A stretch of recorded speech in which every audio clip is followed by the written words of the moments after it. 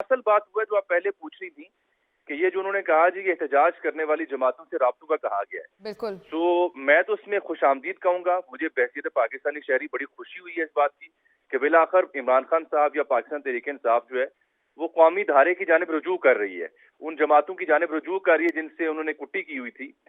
گو کہ وہ نون لیگ اور پیپلز پارٹی سے بھی بات کرنے کے لیے تیار نہیں، لیکن اگر مولانا فضل الرحمان دھاندلی کے اوپر شور مچا رہے ہیں، احتجاج کرنا چاہ رہے ہیں، so I'll be the most happiest person to see Maulana and PTI on the same page, اچھا on جامی the صاحب، same track. ایک اور یہ خبر کہ انہوں نے یہ بھی کہا ہے کہ پیپلز پارٹی سے بھی بات کرنے کے لیے تیار ہیں اور حکومت سازی کے لیے پیپلز پارٹی سے جو رابطے کیے جا رہے ہیں اس کے لیے ایک کمیٹی بھی بنائی جا رہی ہے. تو آپ سمجھتے ہیں کہ یہ تو پیپلز میرا خیال پارٹی ہے بات یہ چیت کرے گی اور کوئی سرپرائز دے سکتی ہے؟ میرا خیال ہے یہ سٹیٹمنٹ میں مس کر گیا کیونکہ آپ سے براہ راست نشریات میں شامل ہیں. آئی تھنک دس بالکل is the most important breaking news. سب سے بڑی بریکنگ نیوز پھر یہ نہیں ہے کہ وہ مولانا سے یا احتجاجی جماعتوں سے رابطہ کریں گے یا انہوں نے پرائم منسٹر کا امیدوار کسے کھڑا کیا ہے. میرے خیال سب سے اہم اور بڑی خبر یہ ہے کہ پاکستان تحریک انصاف نے ایک کمیٹی کے ذریعے پاکستان پیپلز پارٹی سے رابطے کی کوشش کی ہے یا کوشش کرنے کا اعلان کیا ہے، وچ از ویری امپورٹنٹ. اگین اس کا ایک ہی پیغام ہے کہ وہ جو رائج ضابطے ہیں یا پارلیمانی روایات ہیں ان میں واپس آ رہے ہیں، بجائے اس کے آپ آج دیکھیں نا حماد اظہر صاحب نے ایک اعلان کر رکھا تھا کہ ہم جلد یو سی ایس کی سطح سے لے کے آر اوز کے آفیسز تک ان علاقوں میں جہاں دھاندلی ہوئی مبینہ طور پر وہاں احتجاج کریں گے، بالکل لیکن انہوں نے اس اعلان میں تاریخ یا وقت کا تعین نہیں کیا. اس لیے نہیں کیا کہ انہیں یہ معلوم تھا کہ اسد قیصر عمران خان صاحب سے ملنے جا رہے ہیں بالکل. اور واپسی پہ کوئی اہم اعلان اور لیکن بڑا جامی اعلان صاحب کر سم سکتے ہیں. ہاؤ جو ووٹر ناراض ہے ان کا، پی ٹی آئی کا ووٹر دھاندلی پر آواز اٹھاتا ہے، سوشل میڈیا پر بہت ایکٹیو ہے، کہیں نہ کہیں یہ جو پیغامات ہیں یا جو اعلانات ہیں وہ ان ووٹرز کے لیے بھی تو کیے جا رہے ہیں. فاروق شہباز وڑائچ صاحب ہمیں جوائن کر چکے ہیں، اینکر پرسن ہیں، تجزیہ کار ہیں.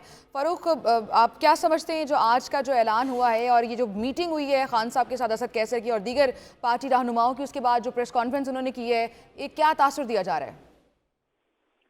دیکھیے، سب سے پہلے تو یہ بڑی اہم پیش رفت کہ عمران خان کی جانب سے عمر ایوب کو وزارت عظمیٰ کا امیدوار نامزد کرنا. اس سے پہلے لوگ خیال کرتے تھے کہ جس طرح کے پی میں علی امین گنڈا پور کی نامزدگی سامنے آئی ہے اور شاید وزارت عظمیٰ کا امیدوار بھی کوئی ایسا ہوگا جو عمران خان جیسا کوئی جارحانہ رویہ رکھے گا جیسے مختلف نام آ رہے تھے. اور لیکن یہ عمر ایوب جو ہیں، یہ آپ کو پتہ ہے کہ جو ایوب خان صاحب کے پوتے ہیں اور ان کا وہاں پہ ہری پور کی فیملی ہے.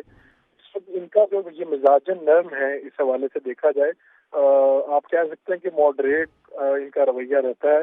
اور اس حوالے سے یہ بھی ذہن میں رکھنی چاہیے کہ جب اسمبلی میں یہ جا رہے ہیں اور جس کو امیدوار دے رہے ہیں، تو اس کا مطلب یہ بھی ہے کہ عمران خان ایک طرف تو چاہتے ہیں کہ جارحانہ رویہ رکھا جائے، دوسری طرف یہ ہے کہ عمر ایوب کو نامزد کر کے انہوں نے ایک اپنا بالکل لایا عمل آپ کے سامنے دے دیا ہے کہ ہم اس کو اس طرح سے لے کے چلیں گے کہ آگے کوئی لڑائی والی صورتحال نہ ہو، حکومت چلے، پارلیمنٹ چلے، لیکن ہم اپنی جو جدوجہد ہے سیاسی وہ جاری رکھیں. میں تو اس کو اس تناظر میں دیکھ رہا ہوں. لیکن اور فاروق، کہیں نہ کہیں یہ بات بھی تو ہے، خبریں تو پہنچتی ہوں گی کہ جس طرح علی امین گنڈا پور کے وارنٹ جاری ہو جاتے ہیں گرفتاری کے، اس کے بعد انہیں لگا کہ دوبارہ ایسا کوئی نام دیں گے تو اس کے ساتھ بھی یہی ہوگا اور پارٹی تو چلانی ہے.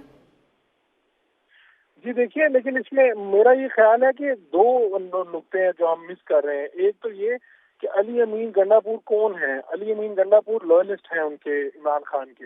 دوسری بات یہ کہ وہ اپنے رویے میں بھی، ابھی آپ دیکھیں کہ عمر ایوب بھی جو تھے یہ بھی 9 مئی کے بعد روپوش تھے، ان کی ویڈیوز آتی تھی.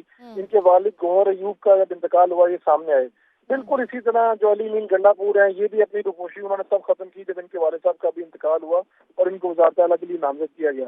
میرا یہ خیال ہے کہ ہمیں اس طرح سے دیکھنا چاہیے کہ اس وقت عمران خان دیکھ رہے ہیں کہ وفادار کون ہے، کون کھڑا رہے گا، کون جو جو کھڑا رہا ہے ماضی میں حالات آ رہے ہیں اس میں کون کھڑا رہے گا. ٹھیک ہے فاروق، ساتھ ہی رہیے گا. رضی صاحب بھی ہیں، رضوان رضی صاحب، انہیں بھی گفتگو میں شامل کرتے ہیں. رضی صاحب، ابھی تک جو پالیسی سمجھ میں آئی ہے، جو اب بات بھی کر رہے ہیں، ہمارے تجزیہ کار بھی ہمارے ساتھ موجود ہیں، بہتر تجزیہ دے سکتے ہیں اور بہتر بات کر سکتے ہیں کہ جو ایک پیغام دیا جا رہا ہے وہ صلح کا پیغام بھی دیا جا رہا ہے. اب یہاں دیکھنا یہ ہوگا کہ آگے سے اس پیغام کو، اس جیسچر کو کیسے لیا جاتا ہے. کیا موڈ لگ رہا ہے آپ کو؟ صلح کا جو پیغام دیا جا رہا ہے اسے اسی طرح پازیٹیولی لیا بھی جائے گا؟ دیکھیے، دو باتیں میں یہاں پہ کریکٹ تو نہیں کہوں گا، میں اپنی طرف سے ایڈ کرنا چاہ رہا ہوں. ایک تو یہ ہے کہ یہ سیکرٹری جنرل نہیں ہیں عمر ایوب صاحب، सेक्रेटरी जनरल आज भी कागजात में वो अपना असद उमर साहब हैं, और सुप्रीम कोर्ट में ये बात हुई थी, अगरचे वो एक्टिव पॉलिटिक्स से खुद को अलग कर चुके हैं। दूसरी बात ये है कि शायद इन्होंने पार्टी इसलिए न छोड़ी हो कि इन्हें कहा ही ना गया हो, जिनको कहा गया उन्होंने उस पर अमल कर दिया हो, किसी ने इनको कहा ही ना हो कि ये इस तरह की कोई हरकत करें। तीसरी बात ये है कि ये 9 मई वाले किसी वाक़े के अंदर मुलव्वस नहीं हुए ना, इन्होंने पार्टी के अंदर रह के अपने आप को उससे अलग रखा, तो ये भी एक वजह हो सकती है। देखिए, मैंने जैसे कि पहले कहा कि डेफिनेटली ये जो है ये उन्होंने अली अमीन गंडापुर के बाद, वो तो एक मतलब कि एक जिसे कहना चाहिए बगावत थी ना, उसके बाद उन्होंने ये वाला सजेशन दी है। लेकिन इस वक्त जो ऐवान जिसके नोटिफिकेशन हो रहे हैं या जिसके नोटिफिकेशन सस्पेंड हो रहे हैं, उसके अंदर 93 के से ज्यादा का फिगर नहीं है।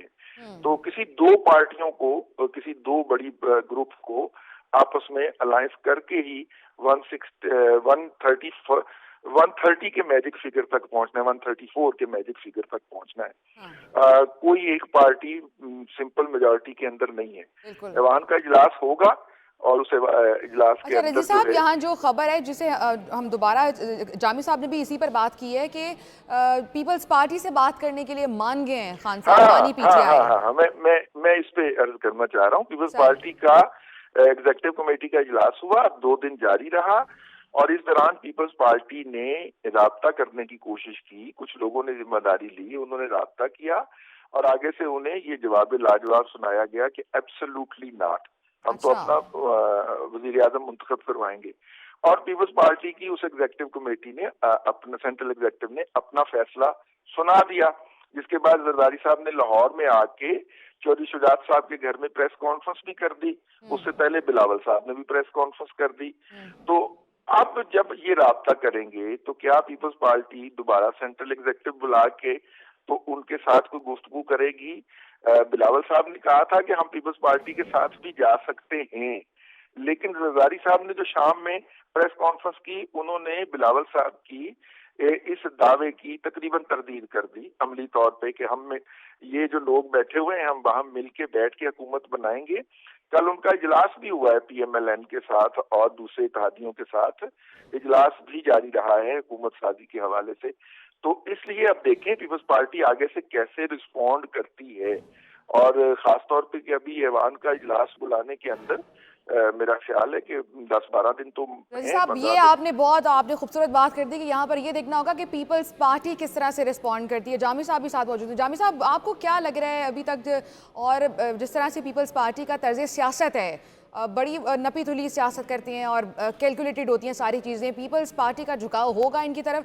क्योंकि कल ताज हैदर साहब भी हमारे साथ मौजूद थे, वो भी ये बात कर रहे थे कि हमारे साथ अगर बातचीत जो भी करते तो हम उनके साथ गवर्नमेंट फॉर्मेशन में उनका साथ देते, ख्वाह वो PTI क्यों ना होती।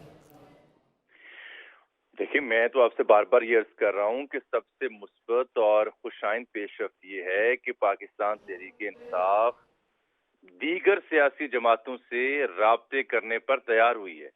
क्या आपको इसमें खैर का पहलू नजर नहीं आ रहा? बेशक। क्या आपको नहीं लग रहा कि ये बहुत बड़ा ब्रेक थ्रू है मुल्क की सियासत में?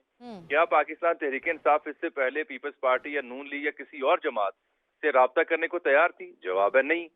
तो भाई ये तो बड़ी खुशाइन बात है, जो एक यहाँ पर एक अफरा तफरी है, एक पोलराइजेशन है और एक अदम इस्तेहकाम की सूरत हाल है, उसमें अगर पाकिस्तान तहरीक इंसाफ ने बिलाखिर ये फैसला कर लिया कि वो पीपल्स पार्टी से राब्ता करेगी, मेरे लिए तो यही खैर का पहलू और शर से बचाव का तरीका है। लेकिन जामी साहब, ऐसे बहुत से पहले भी हालात बनते रहे जिसपे खान साहब को कहा जाता रहा कि बात करें, लेकिन तब वो बिल्कुल नहीं मानते थे, बिल्कुल नहीं मानते थे। बात सुनिए ना, मैं आपसे अर्ज कर रहा हूँ, मैं आपसे यही अर्ज कर रहा हूँ ना, इससे पहले कब इमरान खान ने या PTI ने इन जमातों से राब्ते का ऐलान किया था? नहीं। तो ये पहला मौका है कि वो राब्ता करने जा रहे हैं। राब्ता कारी सबसे अहम शय, इसका मतलब आप सियासी धारे में, कौमी धारे में वापस आना चाह रहे हैं और आप उस प्रोसेस को शुरू करना चाह रहे हैं जो डिस्कनेक्टिविटी का शिकार था। अब उसमें जो रजी साहब ने नुक्ता उठाया, पीपल्स पार्टी का दोबारा CEC बुलाएगी, मेरा ख्याल है राब्ता होना itself is a great success story. वो सक्सेस स्टोरी के बाद फिर आप मरकजी कौमी सियासी मंजरनामे में आते जाते हैं, पार्लिमानी रिवायात का हिस्सा बनते जाते हैं और पार्लिमान के अंदर रह के आप रवाबितकारी और सिफारतकारी करते रहते हैं। जरूरी नहीं है कि पीपल्स اور انہیں کہ جی بسم اللہ آپ کا وزیر اعظم ہم آپ کو ووٹ دے رہے ہیں. پیپلز پارٹی اب فیصلے کر چکی ہے اور وہ فیصلے اب آبویسلی پیپلز پارٹی نے حالات و واقعات کو دیکھ کر کیے ہیں. حالانکہ پیپلز پارٹی کی سی ای سی کے اندر کئی ایسے سینئر لوگ تھے جو اس بات کے خواہاں نہیں تھے, لیکن جو ملک کو درپیش حالات ہیں پیپلز پارٹی ان کا ادراک رکھتی ہے, اس وجہ سے وہ پہلے سے یہ فیصلے کر چکے ہیں. لیکن ان روابط کو وہ آن بورڈ رکھیں گے. پی ٹی آئی کے ساتھ جو رابطہ کاری ہے اس کو ہمیشہ انٹیکٹ اور ان ٹچ رکھے گی پیپلز پارٹی, تاکہ مستقبل میں کسی وقت اگر حکومت آگے پیچھے کرنی ہو تو اس میں پھر ایک سسٹم اور ایک پکچر کلیئر ہو. یہ بہت بڑا چیک ہوگا, بہت بڑا ایک دباؤ ہوگا نون لیگ کی حکومت کے اوپر. پہلے ہی ان کے پاس اکثریت نہیں ہے. پیپلز